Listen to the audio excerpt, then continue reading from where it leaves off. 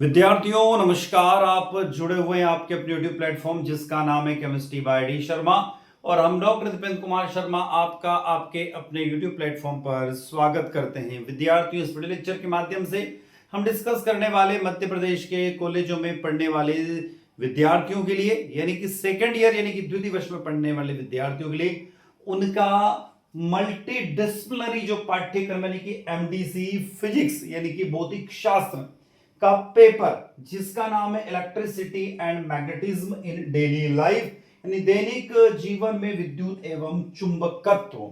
ये जो सिलेबस है यानी जो पेपर है उस पेपर का नाम है आपका एमडीसी फिजिक्स के पेपर का नाम वो क्या है, दैनिक जीवन में विद्युत एवं चुंबकत्व electricity and magnetism in daily life. तो विद्यार्थियों, इस वीडियो लेक्चर के माध्यम से सिलेबस और महत्वपूर्ण प्रश्नों का संग्रह डिस्कस करने वाले हम आपके साथ में। यह जो सिलेबस है मध्य प्रदेश उच्च शिक्षा विभाग यानी एमपी हायर एजुकेशन डिपार्टमेंट के द्वारा जारी किया गया है और ये मध्य प्रदेश के कॉलेज में पढ़ने वाले द्वितीय वर्ष के विद्यार्थियों के लिए महत्वपूर्ण साबित होगा। तो विद्यार्थियों, यहाँ पर हम हिंदी और इंग्लिश दोनों लैंग्वेज में बैक टू बैक इस वीडियो को डिस्कस करने वाले हैं।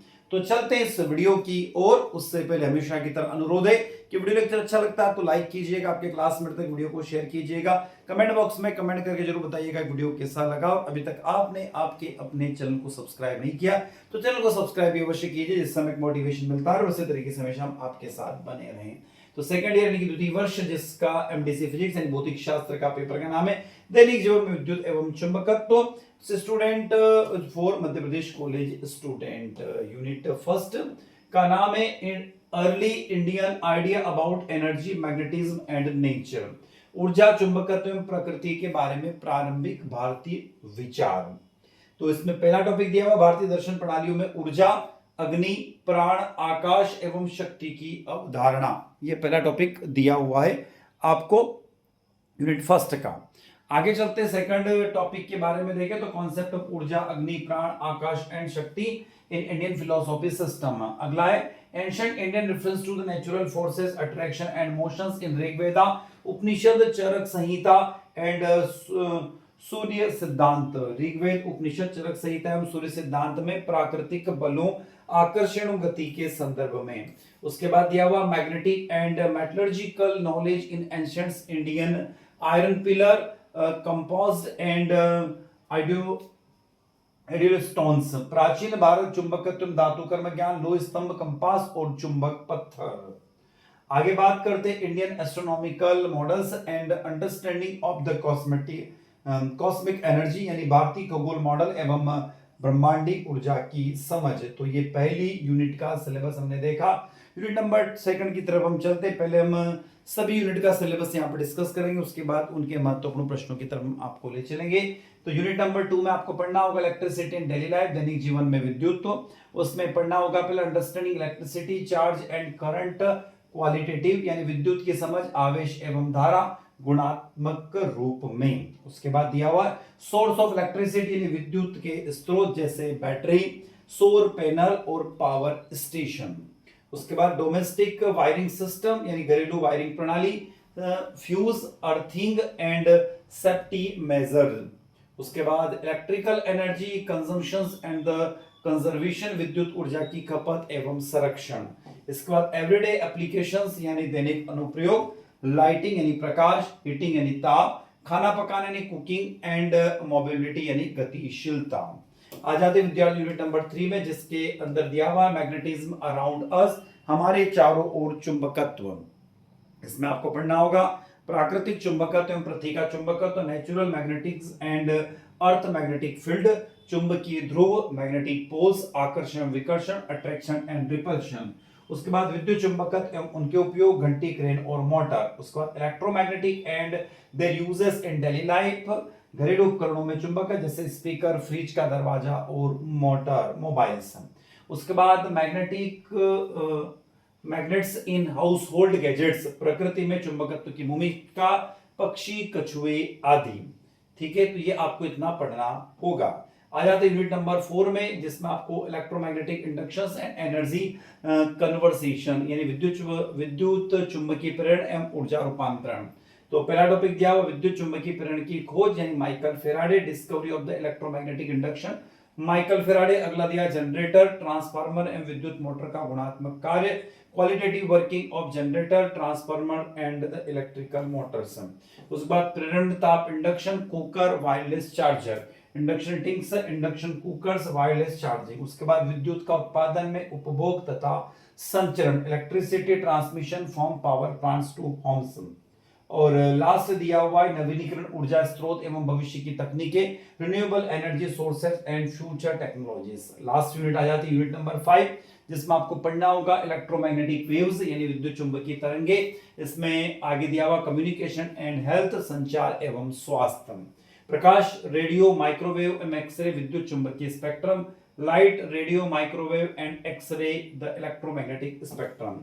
सेकंड दिया हुआ संचार, radio, TV, mobile, wifi, Bluetooth, communications, radio, television, mobile phone, wifi, Bluetooth. उसके बाद चिकित्सा में उपयोग, medicinal use, MRI, ECG, X ray, concept without mathematicians. उसके बाद दिया हुआ इसमें विद्युत चुंबकीय विकिरण का पर्यावरणीय प्रभाव एवं सुरक्षा, environmental impact and safety measure of the EM radiations. उसके बाद प्रौद्योगिकी का नैतिक सतत उपयोग, ethical and sustainability use of the electromagnetic technology. तो विद्यार्थियों 5 यूनिट का हमने सिलेबस देखा। इसके बाद हम आ जाते हैं इसके महत्वपूर्ण प्रश्नों की ओर कि आपको कौन कौन से प्रश्नों को तैयार करना होगा यानी कि पढ़ना होगा। तो पहली यूनिट की तरफ चलते जिसका नाम है ऊर्जा, चुंबकत्व एवं प्रकृति के बारे में प्रारंभिक भारतीय विचार। पहला प्रश्न दिया हुआ, ऋग्वैदिक काल से लेकर दार्शनिक प्रणालियों तक अग्नि केवल एक भौतिक तत्व नहीं है बल्कि रूपांतरण और ऊर्जा का सार्वभौमिक प्रतीक है।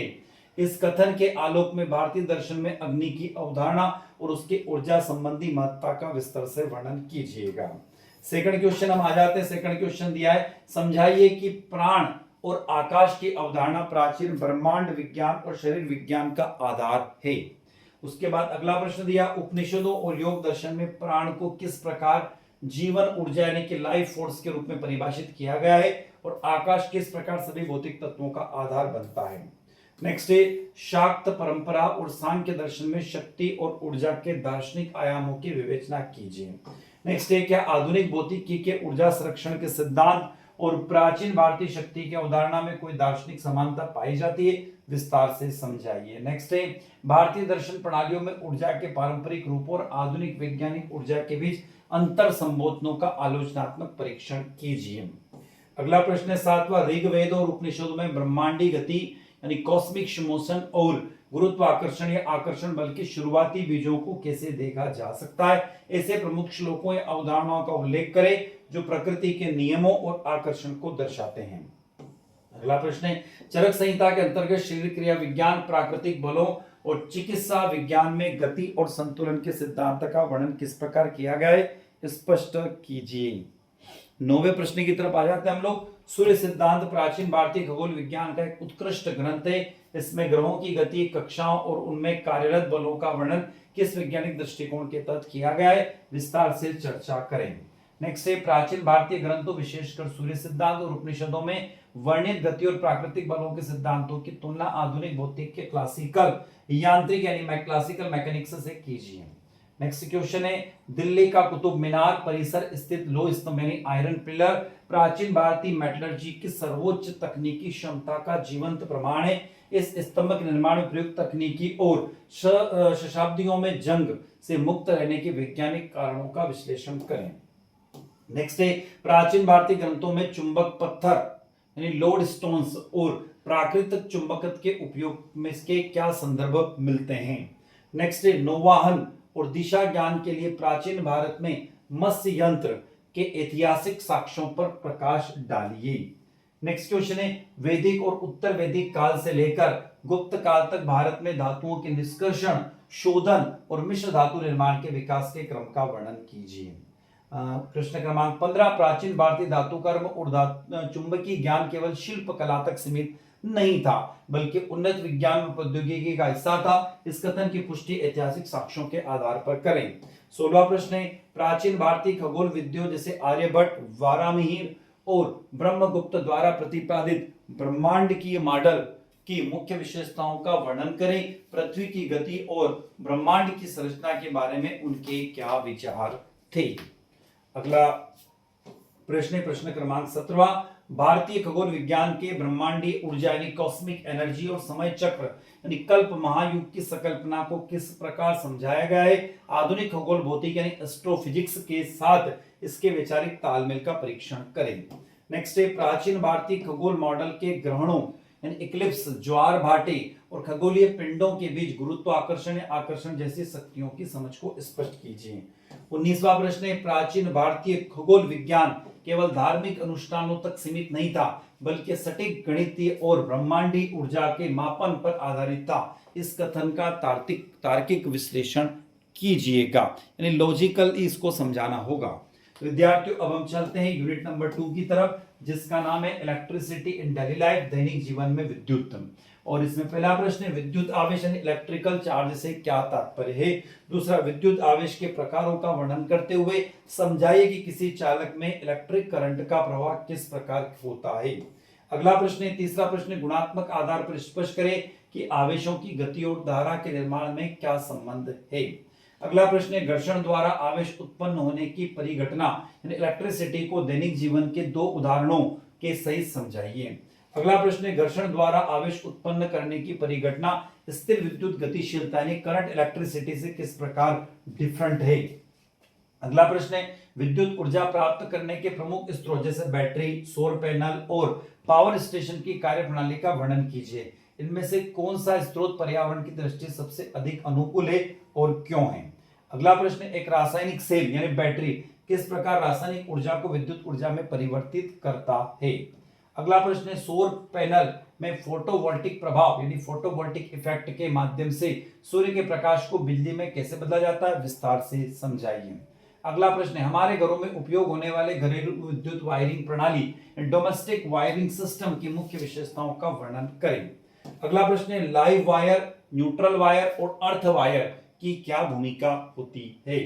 अगला प्रश्न है विद्युत उपकरणों की सुरक्षा में फ्यूज और एमसीबी यानी मैच्योर सर्कुलर ब्रेकर्स की क्या भूमिका होती है। शॉर्ट सर्किट और ओवरलोडिंग की स्थिति में ये सुरक्षा उपकरण किस प्रकार कार्य करते हैं, कौन कौन से फ्यूज, एमसीबी ये किस प्रकार कार्य करते हैं। अगला प्रश्न है विद्युत उपकरणों में अर्थिंग करना क्यों अनिवार्य माना जाता है, ये उपयोगकर्ताओं की बिजली के झटकों यानी इलेक्ट्रिक शॉक से कैसे सुरक्षित रखता है। अगला प्रश्न है विद्युत शक्ति यानी इलेक्ट्रिक पावर और विद्युत ऊर्जा यानी इलेक्ट्रिकल एनर्जी में क्या डिफरेंट है। अगला प्रश्न है हमारे घरों में बिजली के बिलों की गणना किस यूनिट में की जाती है, 1 किलोवाट का मान जूल में ज्ञात कीजिए। अगला प्रश्न है वर्तमान समय में विद्युत ऊर्जा का संरक्षण यानी कंजर्वेशन ऑफ इलेक्ट्रिसिटी क्यों आवश्यक है। अगला प्रश्न है ऊर्जा की बचत के लिए घरेलू स्तर पर कौन से व्यावहारिक उपाय अपनाए जा सकते हैं। एलईडी बल्बों और ऊर्जा दक्ष उपकरणों के महत्व को स्पष्ट करें। अगला प्रश्न है विद्युत धारा के ऊष्मीय प्रभाव यानी heating effect of electric current से आप क्या समझते हैं। और 19वां प्रश्न है दैनिक जीवन में उपयोग होने वाले किन्हीं 3 उपकरणों जैसे विद्युत हीटर, आयरन और या केतली में इसका उपयोग किस प्रकार होता है, वर्णन कीजिए। और आखिरी क्वेश्चन की तरफ आ रहे हैं इस यूनिट के, आधुनिक जीवन में मोबिलिटी यानी गतिशीलता के क्षेत्र में विद्युत ने किस प्रकार क्रांति ला दी है। पारंपरिक ईंधनों वाले वाहनों की तुलना में इलेक्ट्रिक वाहन के लाभ और चुनौतियां क्या है। अगला प्रश्न की तरफ आ रहे हैं यूनिट नंबर 3 में आ जाते हैं हम लोग, हमारे चारों ओर चुंबकत्व के बारे में बात करते हैं, मैग्नेटिक अराउंड अस। पहला प्रश्न है प्राकृतिक चुंबकत्व क्या होता है। दूसरा, लोड स्टोन का परिचय देते हुए समझाइए कि पृथ्वी स्वयं एक विशाल चुंबक की तरह क्यों व्यवहार करती है और पृथ्वी के चुंबकीय क्षेत्र का स्रोत क्या माना जाता है। अगला, भूचुंबकत्व यानी जियोमैग्नेटिज्म से क्या तात्पर्य है। अगला, चुंबकीय उत्तर और दक्षिण ध्रुव भौगोलिक उत्तर और दक्षिण ध्रुव से किस प्रकार डिफरेंट है। स्पष्ट करें कि कंपास पृथ्वी के चुंबकीय क्षेत्र की सहायता से दिशा का ज्ञान कैसे कराता है। अगला प्रश्न है चुंबक के ध्रुवों यानी मैग्नेटिक पोल्स की प्रमुख विशेषताओं का वर्णन कीजिए। अगला है क्या किसी चुंबक को 2 टुकड़ों में विभाजित करने पर उसके एकल ध्रुव को अलग किया जा सकता है, तर्क सहित उत्तर दें। अगला प्रश्न है चुंबकों के बीच समान ध्रुवों के विकर्षण यानी रिपल्शन और विपरीत ध्रुवों के आकर्षण या अट्रैक्शन के नियम को समझाइए। यह नियम कैसे प्रमाणित करता है कि विकर्षण ही चुंबकत्व की वास्तविक परख है। अगला प्रश्न है विद्युत चुंबकत्व क्या है, यह स्थायी चुंबकत्व से किस प्रकार भिन्न है। अगला प्रश्न है, किसी लोहे के टुकड़े को विद्युत चुंबक के बदलने की प्रक्रिया और इनकी शक्ति को प्रभावित करने वाले कारकों का वर्णन कीजिए। अगला प्रश्न है, दैनिक जीवन में विद्युत चुंबकत्व की उपयोगिता का वर्णन करते हुए समझाइए कि विद्युत घंटी यानी डोरबेल, भारी सामान उठाने वाली क्रेन और विद्युत मोटर में इसके उपयोग किस प्रकार किए जाते हैं। अगला प्रश्न है, आधुनिक घरेलू उपकरणों में चुंबक की क्या भूमिका है। नेक्स्ट, लाउड स्पीकर, फ्रिज के दरवाजे और मोबाइल फोन में किस प्रकार के चुंबकों का उपयोग किया जाता है और वे कैसे कार्य करते हैं, विस्तार से समझाइए। अगला है, फ्रिज के दरवाजे में लगे चुंबकीय पट्टी यानी मैग्नेटिक स्ट्रिप का क्या महत्व है। यह बिना किसी कुंडी के दरवाजे को मजबूती से बंद करने में कैसे मदद कर सकती है। अगला प्रश्न है, प्रकृति में जीवों द्वारा चुंबकत्व का उपयोग किस प्रकार किया जाता है। नेक्स्ट है, प्रवासी पक्षियों यानी माइग्रेट बर्ड्स और समुद्री कछुओं के लंबी दूरी की यात्रा में पृथ्वी के चुंबकीय क्षेत्र का क्या भूमिका है, समझाइए। अगला प्रश्न है, बायोमेटिज्म क्या है। कुछ जीवों जैसे मैग्नेटिक्स बैक्टीरिया के शरीर में चुंबकीय कणों की उपस्थिति उनके जीवन और संचलन में किस प्रकार सहायता करती है। विद्यार्थियों, आ जाते हैं यूनिट नंबर 4 की तरफ, जिसका नाम है electromagnetic induction and energy conversations, विद्युत चुंबकीय प्रेरण और चुंबकीय रूपांतरण। पहला प्रश्न है, माइकल फेराडे द्वारा की गई विद्युत चुंबकीय प्रेरण यानी इलेक्ट्रोमैग्नेटिक इंडक्शन की खोज का वर्णन कीजिए। अगला प्रश्न है, फेराडे के प्रयोगों ने किस प्रकार सिद्ध किया कि चुंबक की गति से विद्युत धारा उत्पन्न की जा सकती है। अगला, विद्युत चुंबकीय प्रेरण के नियम फेराडे लॉ ऑफ इंडक्शन क्या है। नेक्स्ट, प्रेरित विद्युत वाहक बल यानी इंडक्स्ड ईएमएफ और चुंबकीय फ्लक्स यानी मैग्नेटिक फ्लक्स में परिवर्तन के बीच के संबंध का गुणात्मक रूप से स्पष्ट कीजिए। अगला प्रश्न है, विद्युत जनरेटर, इलेक्ट्रिकल जनरेटर, विद्युत मोटर, इलेक्ट्रिकल मोटर की कार्यप्रणाली में ऊर्जा रूपांतरण के दृष्टिकोण से क्या अंतर है, दोनों के गुणात्मक कार्य यानी क्वालिटी वर्किंग को समझाइए। अगला, ट्रांसफार्मर किस सिद्धांत पर कार्य करता है। स्टेप अप और स्टेप डाउन ट्रांसफार्मर हमारे विद्युत तंत्र में वोल्टेज को कंट्रोल करने में किस प्रकार सहायता करते हैं। अगला प्रश्न है, प्रेरण तापन इंड्यूस्ड हीटिंग की परिघटना क्या है। यह पारंपरिक हीटिंग विधि से किस प्रकार भिन्न है। इंडक्शन कुक टॉप किस प्रकार बिना खुली लो के बर्तनों को गर्म करते हैं। अगला, वायरलेस चार्जर के विद्युत चुंबकीय प्रेरण का उपयोग किस प्रकार किया जाता है। अगला प्रश्न है, मोबाइल फोन या अन्य गैजेट्स को बिना पिन या केबल के चार्ज करने की वायरलेस चार्ज तकनीक के सिद्धांत पर कार्य करती है, विस्तार से समझाइए। अगला, पावर स्टेशन में उत्पन्न होने वाली विद्युत ऊर्जा को हमारे घरों तक पहुंचने की पूरी संचरण प्रणाली का वर्णन कीजिएगा। अगला प्रश्न है, लंबी दूरी तक बिजली ले जाते समय उच्च वोल्टेज और कम करंट का उपयोग क्यों किया जाता है। यह संचरण लाइनों में ऊर्जा हानि यानी पावर लॉस को कम करने में कैसे मदद करती है। अगला है, पारंपरिक ऊर्जा स्रोतों के सीमित होने के कारण नवीनीकरणीय ऊर्जा स्रोत जैसे सौर, पवन और जल विद्युत का महत्व क्यों बढ़ गया है। भविष्य की ऊर्जा आवश्यकताओं को पूरा करने में कितने सक्षम हैं। अगला प्रश्न है, भविष्य की ऊर्जा तकनीकों जैसे स्मार्ट ग्रिड, ग्रीन हाइड्रोजन और उन्नत बैटरी भंडारण प्रणालियों का वर्णन करें और वैश्विक ऊर्जा परिदृश्य को बदलने में महत्वपूर्ण भूमिका निभा रही है। अगला चलते हैं यूनिट नंबर 5, जिसका नाम है इलेक्ट्रोमैग्नेटिक वेव्स यानी विद्युत चुंबकीय तरंगे। इसमें हम पढ़ेंगे कम्युनिकेशंस एंड हेल्थ, संचार एवं स्वास्थ्य। लास्ट मिनट का पहला प्रश्न, विद्युत चुंबकीय स्पेक्ट्रम यानी इलेक्ट्रोमैग्नेटिक स्पेक्ट्रम से क्या तात्पर्य है। अगला, दृश्य प्रकाश, रेडियो तरंगे, माइक्रोवेव और एक्सरे की ऊर्जा आवृत्ति यानी फ्रीक्वेंसी और वेवलेंथ में क्या रिलेशन है, संक्षिप्त में वर्णन करें। नेक्स्ट है, विद्युत चुंबकीय स्पेक्ट्रम के विभिन्न घटकों की प्रकृति को समझाइए और बताइए कि रेडियो तरंगों से लेकर एक्सरे तक इनकी भेदन क्षमता यानी पेनेट्रिंग पावर और उपयोगिता में क्या विविधता पाई जाती है। अगला प्रश्न है, आधुनिक संचार प्रणालियों में विद्युत चुंबकीय तरंगों की क्या भूमिका है।